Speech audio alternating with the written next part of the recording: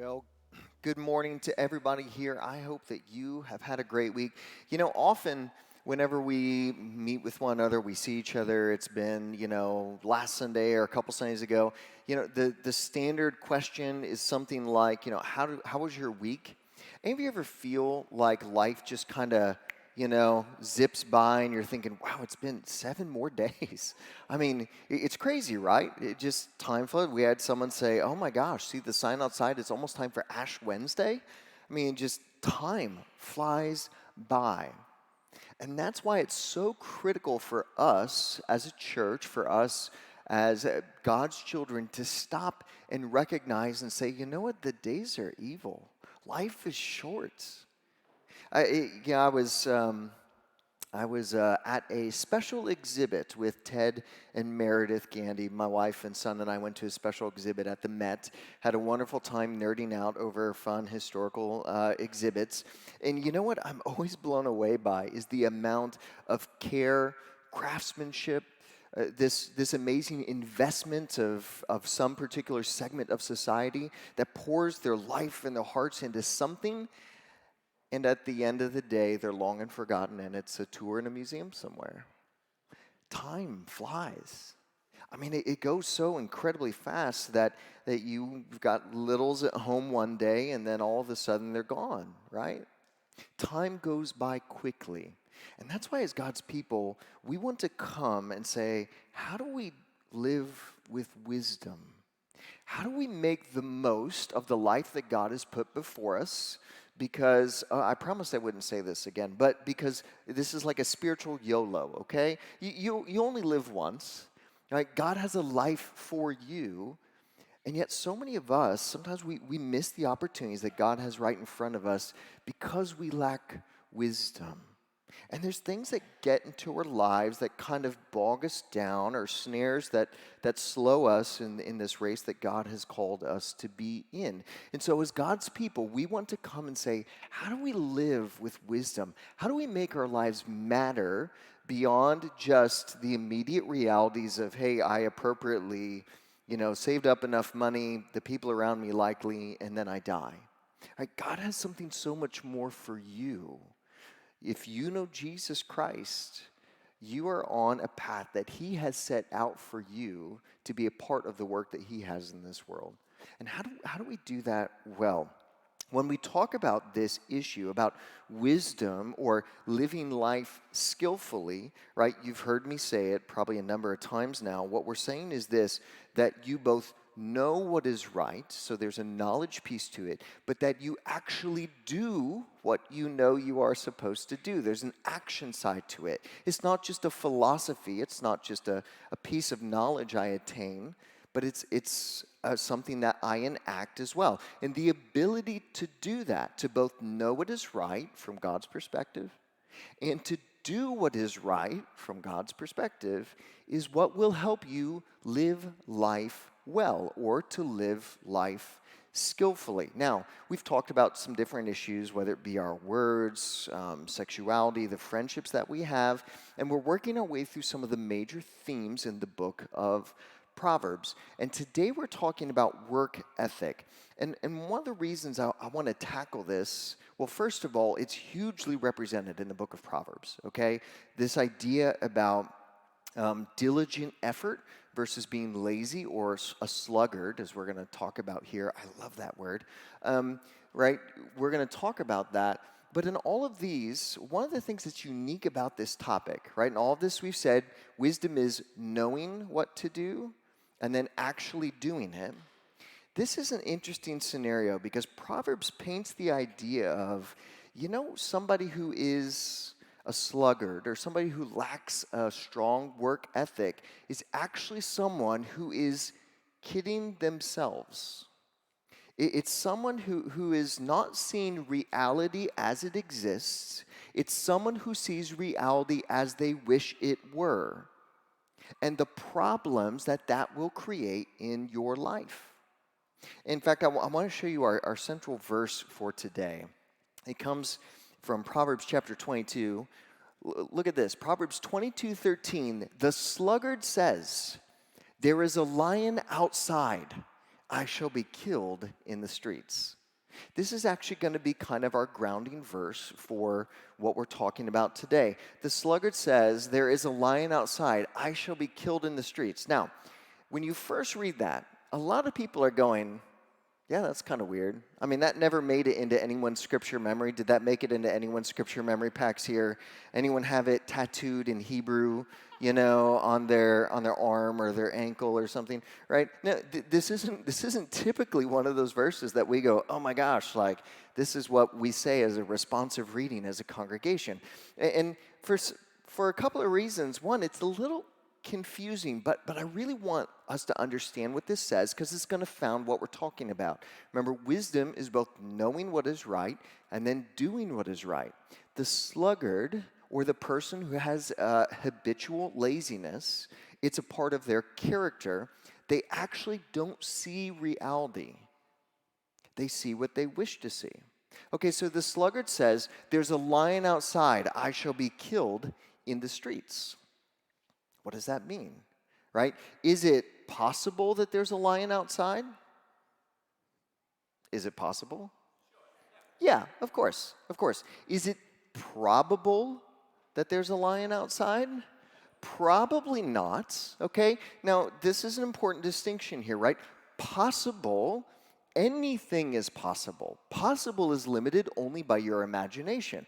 For example, if I go home and I find that the door has been kicked down in my apartment and all the electronics are gone, right? Is it possible that my television was secretly sentient and has been playing the like low cover game this whole time, got up, kicked down the door and left? Is that possible?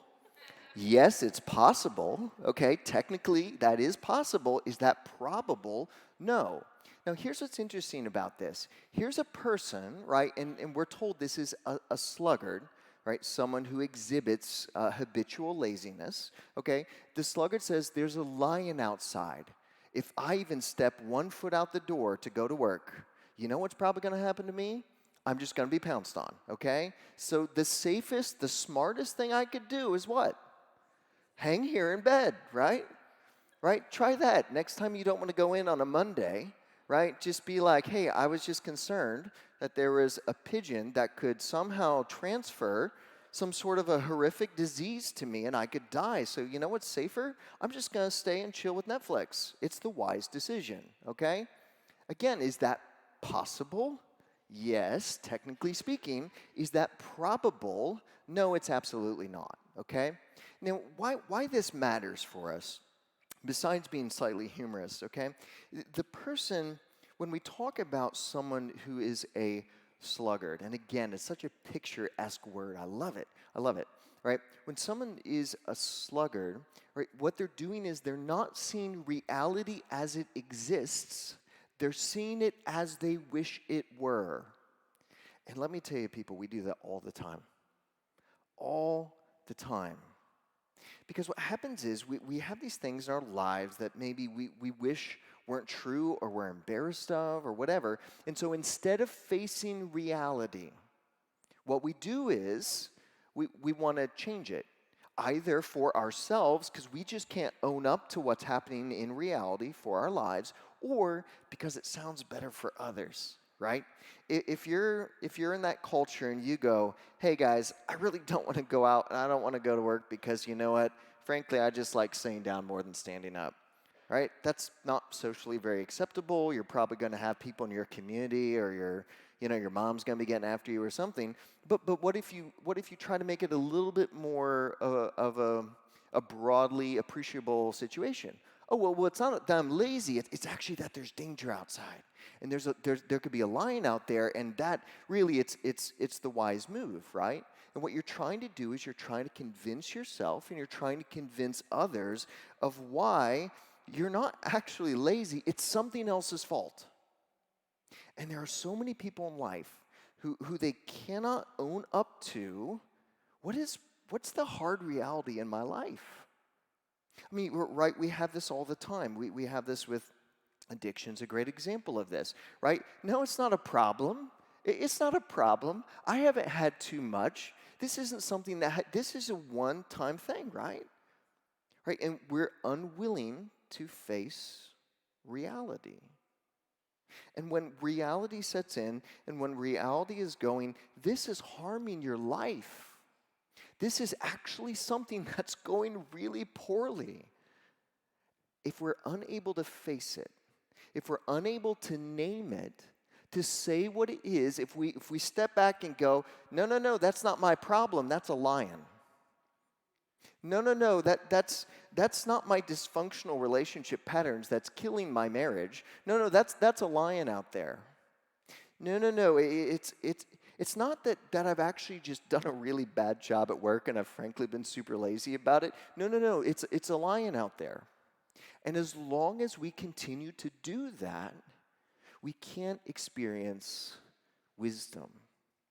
Because wisdom is both being able to know what is right, which presumes you're actually looking at the real situation, and then you know what to do about it. Wisdom is not, I can't even accept this reality, and I'm so scared that it may be true, that I'm going to call it something else and I'm going to turn my back and continue in this negative pattern. Because here's the thing, we often think, right, that our mind leads our desires and our emotions. But you know, it's actually more often the other way around. Your heart will convince your mind of crazy stuff. Crazy stuff. And I remember I was probably about my son's age, 7 or 8. I was heading down to Florida to be in a family member's wedding, and I was, the ring bearer, which is, by the way, now as a pastor, I love those situations because, 50% of the time, the kids totally do something crazy and it blows up the ceremony, and I love it. Anyway, you do that thing where you walk down with the pillow and the ring on it, right? And I don't know why this happened, but I was on the plane, and I remembered.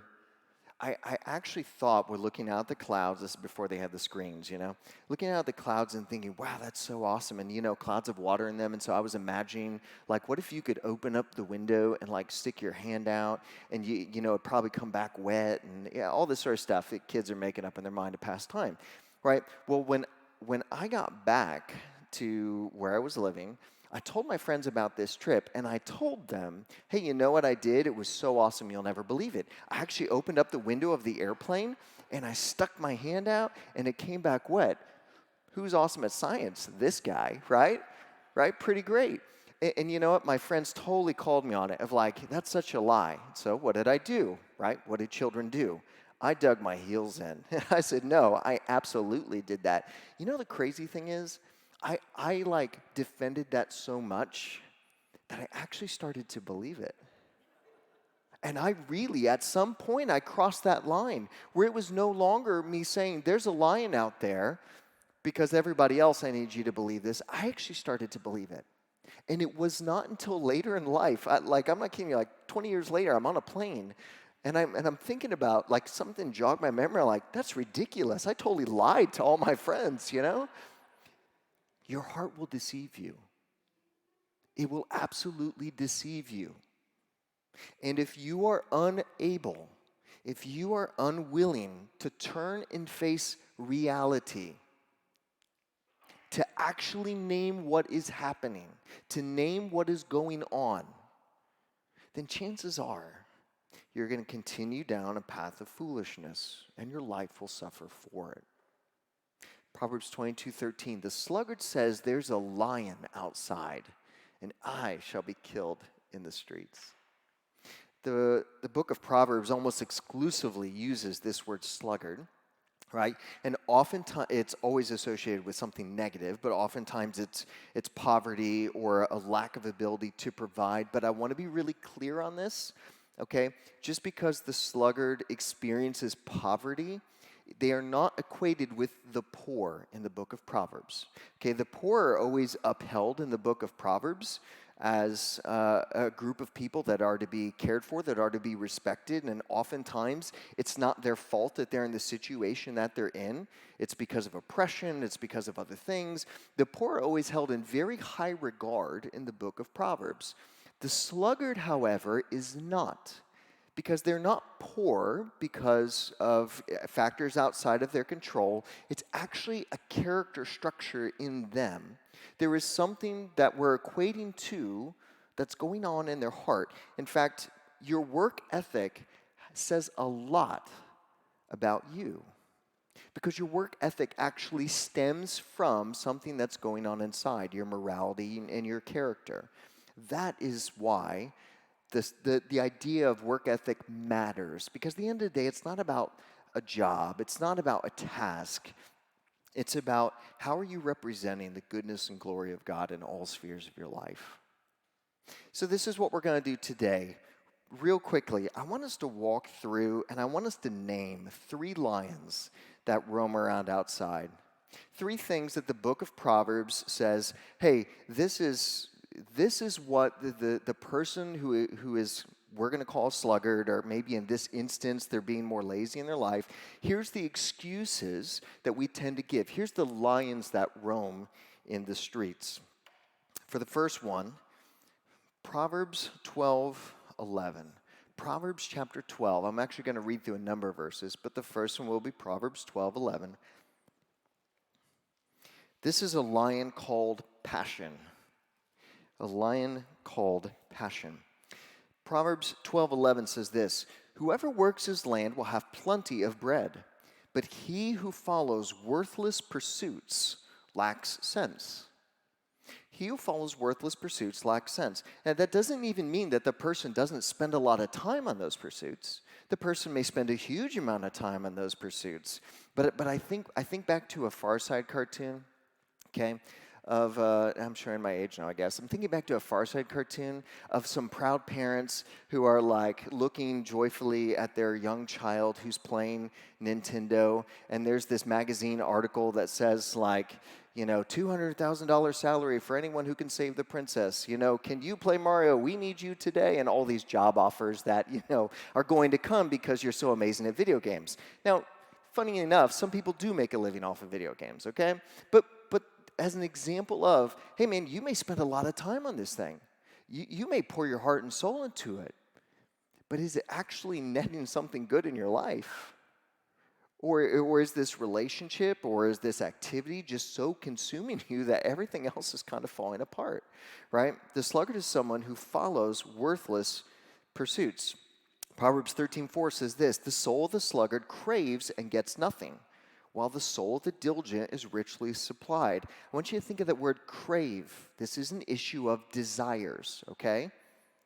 Proverbs 21:25. "The desires," there's our word again, "of the sluggard kills him, for his hand refuses labor." Proverbs 20:13. "Love not sleep." Oh my gosh, my wife would kill me if she was in this hour, right? She loves sleep. "Love not sleep. Love not sleep, lest you come to poverty," right? Love, desire, crave, worthless pursuits. This is what happens when we can't name the lion for what it is. And when we start to follow our passions, even when our passions are leading us towards things that aren't good. And here's what I want to say about this topic of desires. I honestly believe that at its core, that every desire can have a good component to it, okay? Every desire, I think, can be ultimately rooted down into something that exhibits the nature and character of God. Desires are not wrong, okay?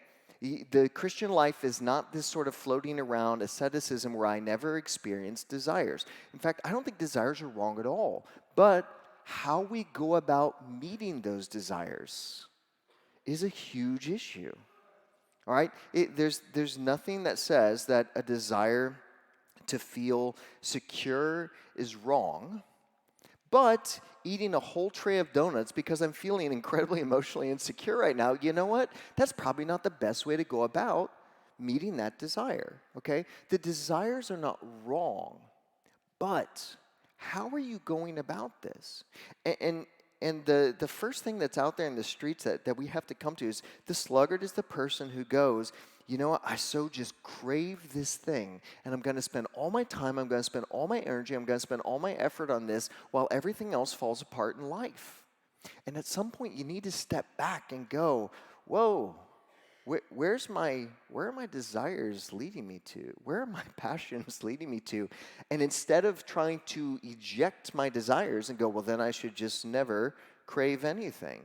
I don't think it works like that. I think you need to name it and then follow the line where it goes down to something healthy. And say, you know what, maybe I just need to meet that desire in a different and a healthy way that honors God. It's the first line we have in the street. Look at the second one, Proverbs chapter 6. We're going to be starting in verse 11. Proverbs 6, verse 11. I love this one. Go to the ant, O sluggard. Proverbs 6:6, I'm sorry. Go to the ant, O sluggard. Consider her ways and be wise. Side note, how does he know it's a her? I'm just curious. I don't know how you know gender differences between the ant, but anyway. Go to the ant, O sluggard. Consider her ways and be wise. Without having any chief, officer, or ruler, she prepares her bread in summer and gathers her food in harvest. How long will you lie there, O sluggard? When will you arise from your sleep, a little slumber, a little folding of the hands to rest, and poverty will come upon you like a robber, and want like an armed man. You know, the second thing that the lion in the street that we have to name is people, right? The first one's passion. This one is people and our reliance, or sometimes the excuses we make because of people, right? Because of the other. Well, it's not my fault. You know what? It's actually this whole list of people's fault. And again, there's a reality to this that people make a huge difference in our lives. In fact, we had a sermon on that about 3 weeks ago. You do need people to live life well. People can make your life a lot easier. People can make your life a lot harder. But you have to take ownership of your own needs as well. You know what? The person who goes, no, there's a lion outside. I can't go outside. I can't face reality. Sometimes it's a lack of ownership of meeting their own needs. And go, you know what, the reason I have problems in my life is because my parents. Okay, fun fact. Your parents probably did screw you up, okay? And if you're a parent, you're probably screwing your kids up as well. You're just trying to do it less than maybe you experienced, okay? That's called life. And yes, sometimes the coworkers are hard to work with or whatever, but you know, at the end of the day, if it's always about the other, if the lion is always about people out there, and then you're unwilling to actually kind of turn the camera and go, man, is there something I need to do in this? If the problem is always someone else,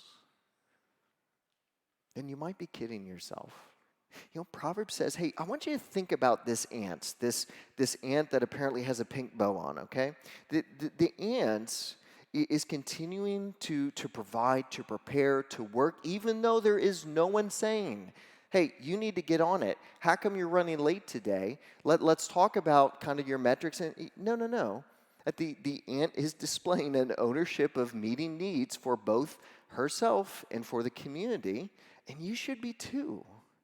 That's part of what it means to be diligent. Instead of going, hey, you know, I have not met my tiny cut leaf quota this month, is because really the poor leadership of the queen. Have you even seen her in the last month? I don't feel personally motivated by the speeches she gives, you know?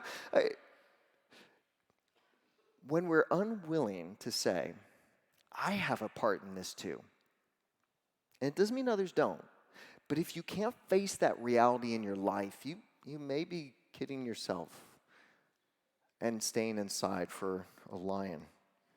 Proverbs 24,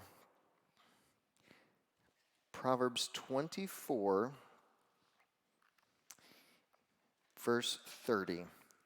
Proverbs 24, verse 30 says this: I passed by the field of a sluggard, by the vineyard of a man lacking in sense. And behold, it was overgrown with thorns. The ground was covered with nettles, and its stone wall was broken down. Then I saw and considered it. I looked and received it. A little sleep, a little slumber, a little folding of the hands to rest. And poverty will come upon you like a robber, and want like an armed man. The sage says, I was walking by and I saw this person who they had this farm, this field, and they were lazy about it. And this is what they were doing. When all the data around them, okay, what's the condition of the farm like? Shout out some things it says in the text. What's the condition of the farm? All right, run down. You've got a broken down fence. Some of the stones are broken. You've got weeds everywhere. Like, it's kind of a hot mess, okay?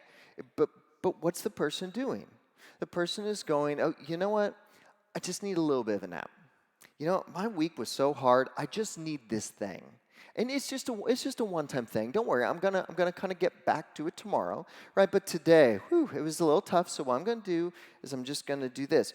And what happens is just this once actually becomes a pattern that you are unwilling to see. This is like classic steps into addiction. Hey, no, it's just an after work party. Like, we're kind of get back on it tomorrow, but there's an after work party after every day that you work. But when you're unwilling to see it, when you go, no, I'm not gonna look at the broken down fence. I can't face the reality of the thorns, of the mess that my farm is in. So what I'm gonna do is I'm gonna say that there's a lion outside. And I'm going to somehow kid myself or try to kid others because I'm unwilling to face reality.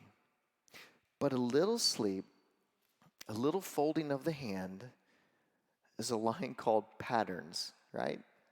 That it's not just this once, hey, just one more time. No, it's actually a pattern of dysfunction or a pattern of self-harm or a pattern of being toxic. And if you can't face it, then poverty or destruction or consequences will come upon you like a bandit who comes in all of a sudden. And you know the irony of that is? You should have seen it coming. That's the irony of this. Poverty is going to spring up on you and you're going to go, oh my gosh, my life is a mess. What on earth happens? It must have been somebody else's fault. When the reality of it is, you've seen the broken down fence for a long time. You've just been unwilling to name it. In church, when we talk about this, the sluggard says, there's a lion outside. If I go into the streets, I'm going to be killed. You know, one of the greatest things that you can do for your life is ask God for the courage to actually stare reality in the face and name it. To say, no, this is truth. And I'm going to have the courage to say, this is kind of a mess right now. When we talk about how do you do something about this, I was even challenged to give this message because New York tends to have people who are so type AAA and they just work their tail off, right? It's hustle with a capital H. There's not people that are always going in my work sphere. I'm just so lazy. I'm like running on the line now. But I tell you, it actually happens in all sorts of spheres of our lives, whether it's our relationships or like your kids are strangling someone else, and you're like, isn't that cute? They're such a good kid. It'd be like, well, maybe they need a little bit of discipline. There's so many ways in our lives that we're just unwilling to face reality. And the Bible says wisdom is being able to say, I see it. So how do you start with something like this? Proverbs says that a sluggard is wiser than 7 counselors. Is that true? In their own minds it is. And that's why it's so hard when we're self-deceived. It's so hard to start this thing. What does it look like to maybe just step back and start this? It starts with this. You got to face reality. You got to start and say, you know what? I believe that reality is my friend, and I'm going to face reality. Then you need to start pursuing external structures. You need to be responsible for starting the change. But that does not mean that you have to be the sole source of it. In fact, if you're really struggling with this, chances are you don't have the internal structures that are set up and running well for this. Or there's something in your life that's dragging you down. So instead of going, the answer is grab my bootstraps and then just pull myself off the ground, just hustle more. You know what maybe it looks like? Pursuing resources outside of yourself. Maybe it looks like calling up a friend and saying, man, I've been so dragging my feet on this, and the reality of it is I'm worse off for it. can you call me in 3 weeks and ask me what I did about it? Right? Or whatever that is, finding the resources and structures external to yourself, starting that process, and then over time, letting it become a part of your life and your character. At the end of the day, church, God has called us to live the best lives we can. And you know what's required for that? What's required for wisdom? Reality. To be able to see reality, face it, name it, and then to live skillfully wherever we find ourselves in it. You know, as we come to the table for communion today, I recognize, and this can be hard words. These can be some hard words to listen to, some hard words to reflect on. And for some of us, maybe we're going, yeah, I feel great about my life. Wow, like I am like that female aunt who's just like breaking barriers and getting it done and doing great, you know? And for other us, maybe you're looking around and going, wow, I'm not sure I've been facing reality. I'm not sure I have the courage to face reality. You know what, church? I believe that Jesus Christ, through the power of his Holy Spirit, gives us the courage to face that reality. Because what we believe at the end of the day is that he has given us all good things, and that what we're actually doing in this life is working that out. That one day all things will be made right. It's not going to rise or fall on you. And you know what? That actually frees us up to go, God, would you give me courage to live like you have called me to? If you've put your faith and trust in Christ, we invite you to join us for communion today. We have 2 stations in the front, 2 stations in the back. You can come up in groups of 4 to 5. If you don't profess to know Jesus or to be a Christian, I encourage you just to hang out in your seat and consider the words of God this morning. Join us for communion.